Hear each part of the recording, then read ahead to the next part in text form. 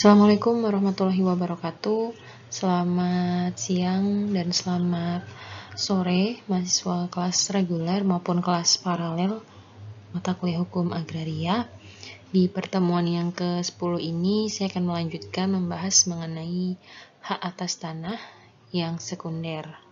Nah, untuk hak atas tanah yang sekunder ini merupakan hak atas tanah yang bersifat sementara, sehingga tidak seperti hak-hak yang non-sekunder atau yang primer, tetapi untuk yang hak atas tanah sekunder ini sifatnya ada batasan waktunya, sehingga jika hak atas tanah sekunder ini tidak diberikan batas waktu ataupun misalnya sifatnya tidak sementara, ini dikhawatirkan justru malah menimbulkan pemerasan baik terhadap pemilik tanah maupun terhadap orang yang menyewa maupun yang mempergunakan tanah tersebut.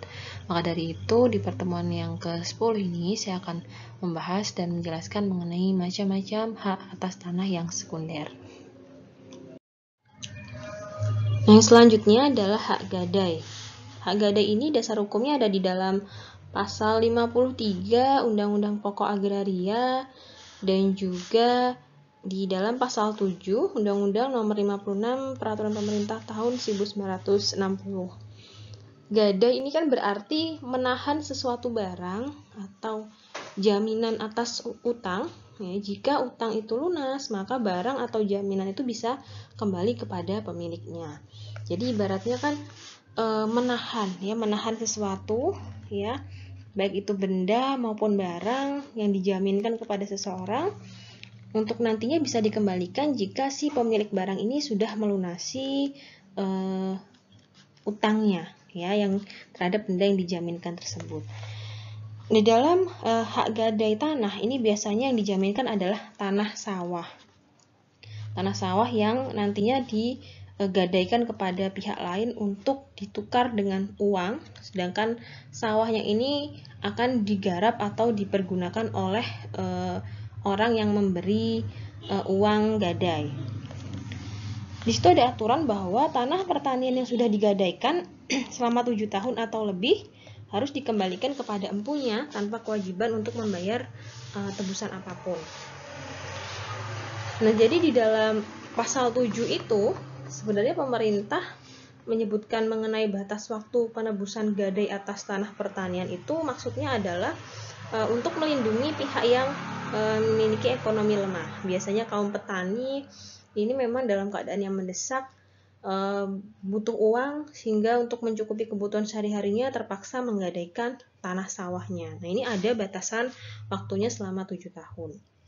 Jadi dalam kurun waktu 7 tahun ini, apabila pemegang gadainya ini tidak bisa atau belum bisa mengembalikan uang gadai, ini wajib untuk dikembalikan kepada mengembalikan tanah tersebut kepada pemiliknya dalam jangka waktu 1 bulan setelah tanaman selesai dipanen dan tidak menuntut pembayaran uang tebusan atau uang gadai yang telah diterima. Nah, karena dalam waktu 7 tahun ini dianggap sudah setara dengan jumlah uang gadai yang diberikan oleh pemegang gadai. Jadi ada si A menggadaikan tanahnya kepada si B. Nah, ini dalam waktu 7 tahun si B akhirnya menggarap tanah milik si A karena kan sudah digadaikan kepada si B. Dalam waktu 7 tahun ini ternyata si A belum bisa mengembalikan uang gadai kepada si B. Akhirnya karena udah batas 7 tahun ya terpaksa mau nggak mau harus dikembalikan tanahnya ini kepada si A. Tapi si B tidak boleh menuntut uang kepada si A karena dianggap selama 7 tahun ini kan si B sudah menghasilkan hasil dari tanah yang digarap itu. Dinilai sepadan dengan nominal uang gadai yang diberikan oleh si B kepada si A.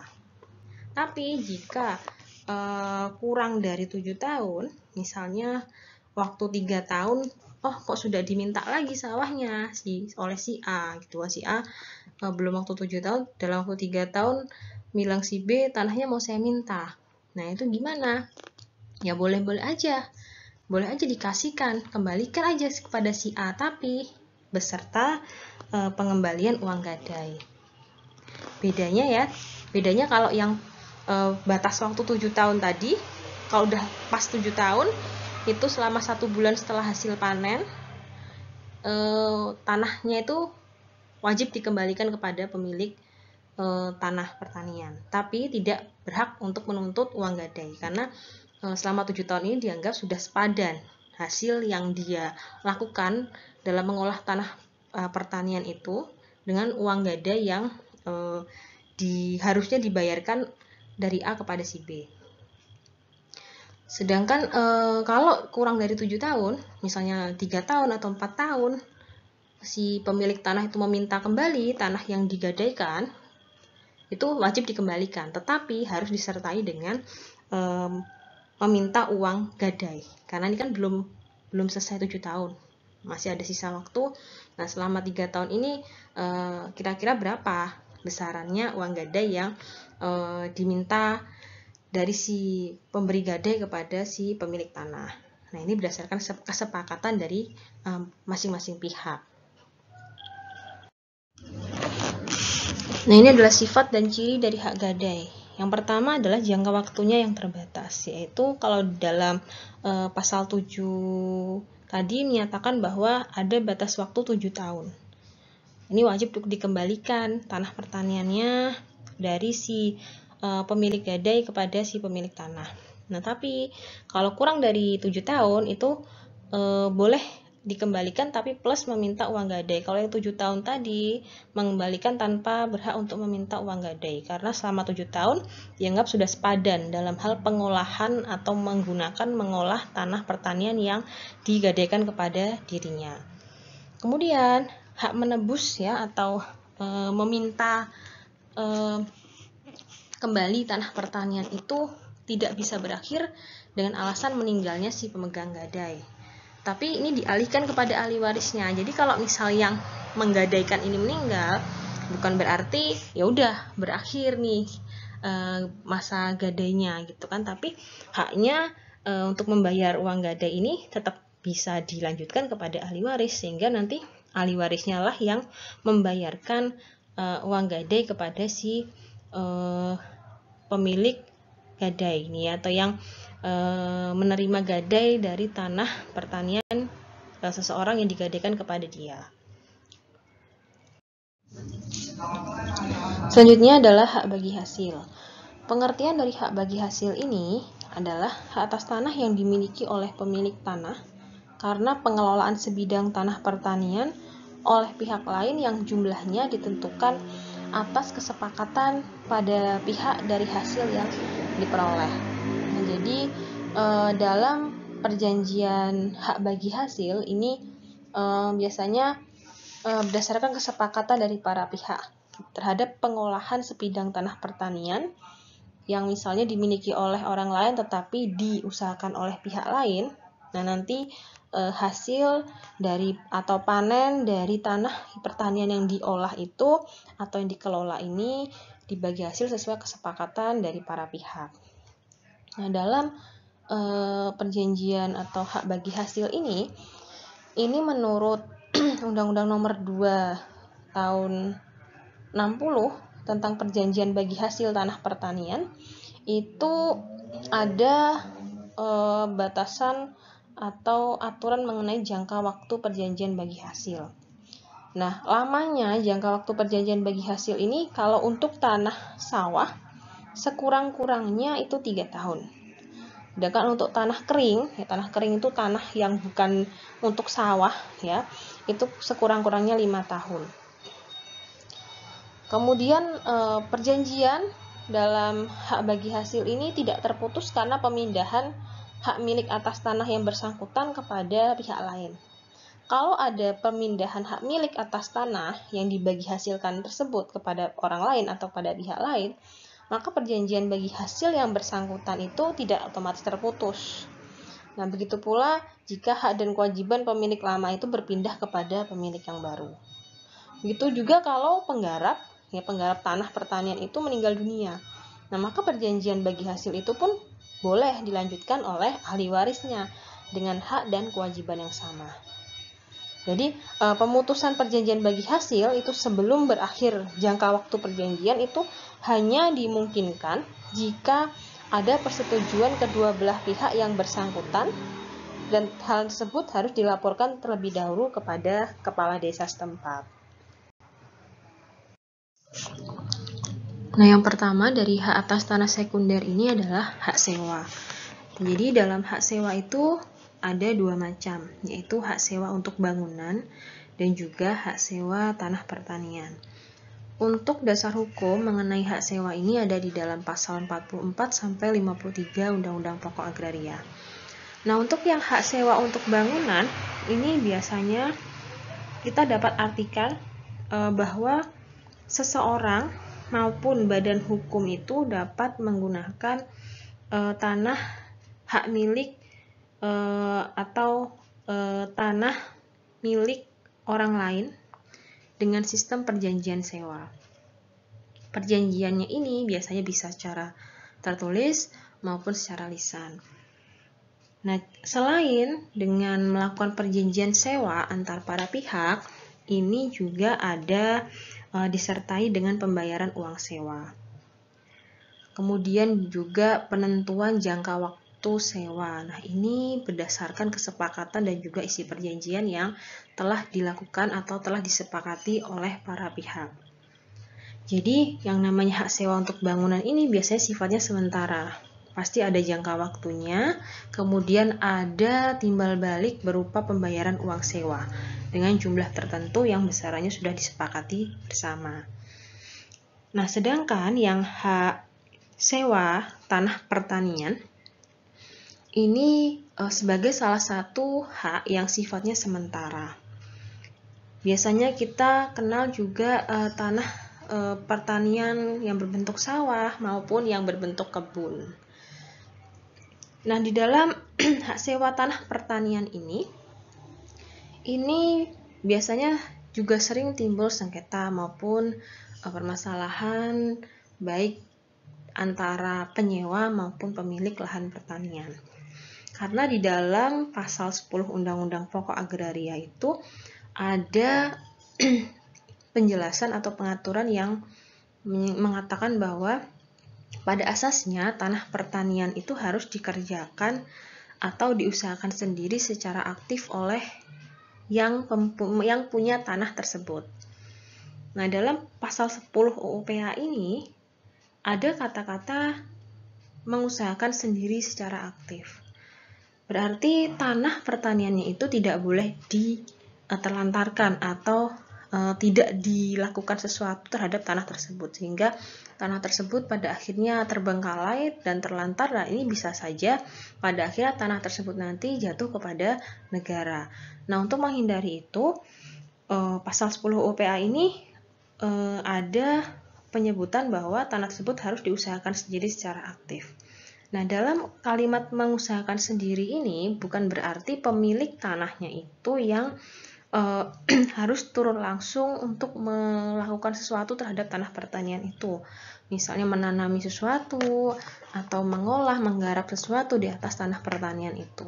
Tetapi si pemilik tanah pertanian ini boleh atau bisa menyerahkan kepada orang lain dengan sistem sewa, sehingga orang lain yang menyewa tanah pertanian miliknya itulah yang nantinya mengurus atau mengusahakan sesuatu di atas tanah pertanian miliknya, sehingga tanah pertanian yang dimiliki itu tidak terbengkalai atau tanpa ada pengurusan yang berarti atau yang lebih baik. Nah, untuk penyewaan tanah pertanian atau hak sewa tanah pertanian ini biasanya dari segi pembayarannya itu bisa sewanya dibayar di muka, ya, atau bahkan nanti menunggu hasil panen. Misalnya nanti kalau udah panen baru nanti dibayar. Nah, itu tergantung juga kesepakatan dari pemilik tanah pertanian dan juga penyewa. Jika memang si pemilik tanahnya itu tidak bisa mengusahakan secara langsung, tetapi harus melalui orang lain yang menyewa tanahnya itu. Nah, di dalam hak sewa tanah pertanian ini memang aturan mengenai hak sewa tanah pertanian ini akan dihapus atau sementara saja diberlakukan karena khawatir timbul pemerasan, karena bentuk perjanjian hak sewa tanah pertanian ini biasanya jarang sekali dibuat secara tertulis, apalagi lisan yang benar-benar yakin atau pasti, tapi justru hanya berupa rasa saling percaya saja. Nah, biasanya kalau di desa itu kan menyerahkan tanah pertaniannya itu kepada pihak lain untuk diolah, untuk ditanami, untuk diurus, itu kepada orang yang dia percaya, orang terdekat, mau itu keluarga maupun tetangga yang dipercaya. Jadi hanya sebatas minta tolong tanah saya diurus agar bisa ditanami atau diolah dengan sesuatu tanpa harus dituangkan ke dalam perjanjian tertulis. Nah, tentu saja ini rentan terjadi hal-hal yang bertentangan dengan aturan hukum. Misalnya nanti ada di pemerasan, karena kan nggak ada kesepakatan secara jelas. Ini kira-kira nanti jangka waktunya berapa lama, kemudian penyerahan uang sewanya ini bagaimana bentuknya dan berapa besarannya. Yang penting hanya rasa saling percaya aja. Yang penting tanah saya ada yang ngurus, ada yang nyewa, nanti si penyewa bayar ke saya, berapapun hasilnya nanti, misalnya ternyata panennya itu hasilnya bisa 10 juta. Cuman si penyewa hanya menyerahkan separuhnya atau bahkan hanya 8 juta. Nah, ini kan tentu saja merugikan si pemilik tanah. Tanpa sepengetahuan dia, ternyata di belakang itu ada hal-hal yang dilakukan yang kurang baik terhadap tanah pertanian yang disewa. Nah, maka dari itu hak sewa ini memang tidak bisa diberlakukan secara tetap atau tanpa ada batasan waktu, tapi harus segera berakhir ketika memang jangka waktu sewa itu berakhir dan memang usaha atau hal-hal yang dilakukan terhadap tanah sewa, baik itu bangunan maupun tanah pertanian, ini sudah selesai untuk dilakukan. Nah, ini adalah rumusan pengertian hak sewa. Jadi apa yang harus ada atau yang harus terjadi, apa yang harus dilakukan di dalam pelaksanaan sewa menyewa tanah. Yang pertama adalah mempergunakan tanah milik orang lain. Nah, pasti yang namanya menyewa itu kan kita mempergunakan sesuatu tapi itu dia milik orang lain. Nah, kalau dalam hal ini adalah tentang tanah, berarti yang dipergunakan adalah tanah milik orang lain, kita sewa, kita bisa pergunakan sesuatu di situ atau kita bangun sesuatu di situ di atas tanah yang bukan milik kita. Sedangkan yang kedua ada pembayaran uang sewa. Nah, nggak mungkin kan kalau ada pemilik tanah tetapi menyewakan pada orang lain tanpa ada timbal balik berupa pembayaran uang sewa. Itu namanya bukan sewa menyewa kalau misal tanpa ada pembayaran uang sewa, tetapi namanya adalah hibah gitu kan, secara cuma-cuma boleh pakai tanah saya gitu kan. Tapi kalau sewa menyewa ya harus ada penyerahan uang sewa. Besarannya berapa itu tergantung kesepakatan, tergantung isi perjanjian yang sudah disepakati oleh para pihak. Sedangkan yang ketiga harus memenuhi syarat syahnya perjanjian. Jadi di dalam pasal 1320 KUH Perdata itu kan ada 4 syarat syah perjanjian. Ini yang harus dipatuhi, harus dipenuhi di dalam suatu perjanjian. Jika salah satunya tidak terpenuhi, ini tidak bisa dikatakan sebagai perjanjian, bisa dikatakan perjanjiannya ini batal atau batal demi hukum. Maka dari itu harus memenuhi 4 syarat tersebut, yaitu pertama pasti harus ada kata sepakat. Namanya perjanjian kalau hanya disepakati oleh salah satu pihak, ini ya bukan disebut sebagai perjanjian dan tidak bisa untuk dilanjutkan sebagai suatu perjanjian, karena namanya sepakat itu harus sepakat di semua pihaknya. baik itu pihak penyewa maupun pihak pemilik sewa. Yang kedua harus cakap. Nah, ini ada batasan usianya ya, tidak boleh anak-anak, tapi sudah ada batasan usia yang dikatakan dia sebagai orang yang cakap untuk melakukan perjanjian. Kemudian yang diperjanjikan itu adalah sesuatu yang halal, bukan merupakan sesuatu yang dilarang oleh hukum maupun dilarang oleh agama. Kemudian ada sesuatu hal yang disewakan dalam perjanjian itu. Kita bikin perjanjian sewa tapi nggak tahu, nggak jelas benda barang apa yang akan disewakan. Nah, ini harus jelas terlebih dahulu. Jadi dalam hak sewa menyewa tanah itu harus mencerminkan 3 nilai ini, yaitu mempergunakan tanah milik orang lain, kemudian ada pembayaran uang sewa, dan juga harus memenuhi syarat sah perjanjian menurut pasal 1320 KUH Perdata. Nah, selanjutnya adalah hak menumpang. Nah, hak menumpang ini artinya adalah hak yang memberikan wewenang kepada seseorang untuk mendirikan dan menempati rumah di atas tanah pekarangan orang lain, atau istilahnya adalah magarsari. Menumpang ini atau hak menumpang ini berarti ada wewenang yang diberikan kepada seseorang agar seorang itu bisa mendirikan maupun menempati rumah di atas pekarangan milik orang lain, di mana di atas tanah tersebut mungkin sudah ada rumah lain kepunyaan pemilik tanah, tapi mungkin juga kalau tanah itu merupakan tanah pekarangan yang semulanya kosong, alias belum ada rumah yang dibangun di atasnya.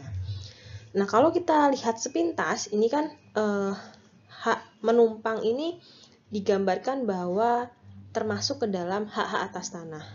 Nah, tapi kalau kita cermati lebih dalam, kita analisis, maka hak menumpang ini sebenarnya bukan merupakan hak atas tanah, karena hak menumpang ini tidak memberikan wewenang atau mempergunakan atau mengusahakan tanah tertentu secara bebas, secara leluasa, sebagaimana hak atas tanah pada umumnya, misalnya hak guna bangunan, hak guna usaha, hak sewa, hak milik, dan lain-lain.